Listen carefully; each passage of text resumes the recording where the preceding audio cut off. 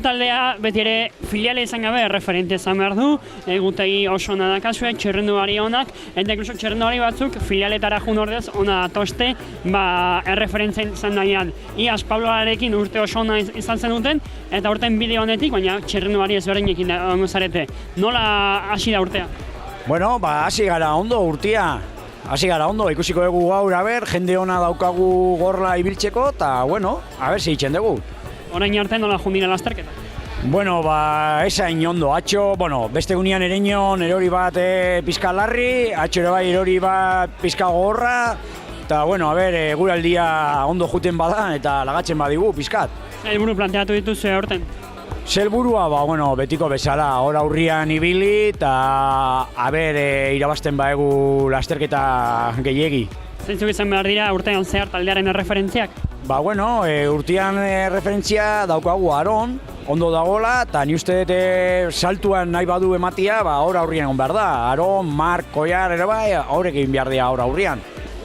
Aimar, denboraldia dagoeneko martxan dago, soberan ikusi dugu dagoeneko zeintzuk izan behar diren dinamikak aurten, eta egun zaitugu gauza politak egiten, baina eskolako kopan, baita ere Euskaldun txapelketan, aurten Telkon taldearekin jarraitzen zu, eta supongo helburuak mantenduko dituzula dela aurrean egotea. Bai, hori da, esaten zuen bezala, denboraldia hasi dugu, goraberak izan ditugu, baina ikusi egun non egon gaitezken, eta esaten dezun bezala, helburuak oso garbi daude eta eskoak altxatzea da lehenengo helburua. Horretarako kopa eta bertako egutegiaren artean burrukatzen egongo zara, Bai, hori da, azkenen esaten zuen bezala, taldeak eskaintzen dugun egutegia ona da, gehienez kopa egingo dut eta ez dagonean hemen korrituko dut, orduan helburuak horiek izango dira. Eta nola doa denboraldia orain arte? Bueno, egia esan, sentsazioz bastante ondo, baina, fallo eta arazo batzuekin karreran ez dira atera nahi nituen emaitzak, baina, alare ikusi eta aurreko astean non egon naiteken, hasi que pozik. Talde hona dakazue?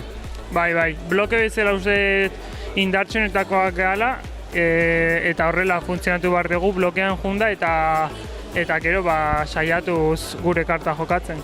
Xaba, zuretzat kolore berriak dira Telkon taldekoak, dagoeneko denboraldian martxan jarri da eta lehenengo sentsazioak hartuta. Nola dihoste lehenengo lasterketa hauek?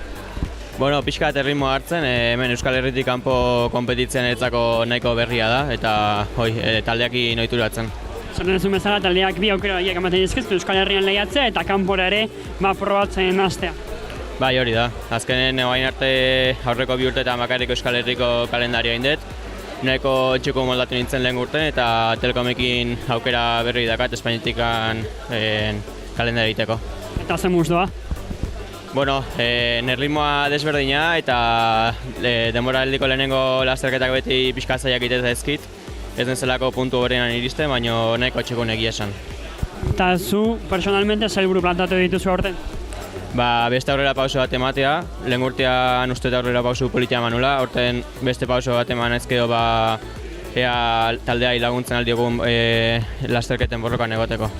Sortean. Mila esker.